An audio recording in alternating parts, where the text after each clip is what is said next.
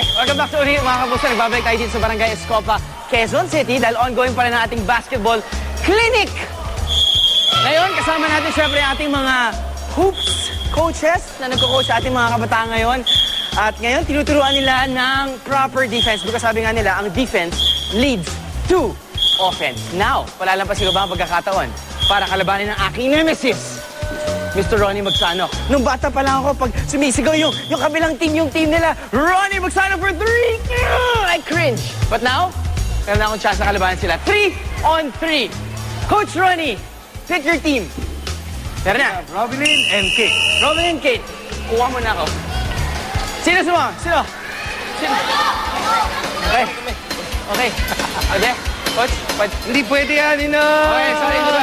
Okay, kaya na. Ready. Yeah. Woo! Okay. Ready? Okay.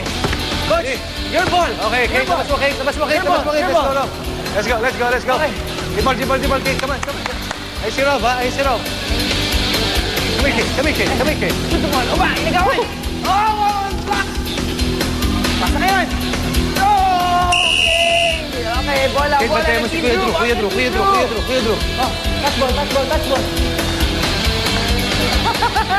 Ready? Oh, good. Oh my God! Dito! Oh! Bantayan mo, Rob.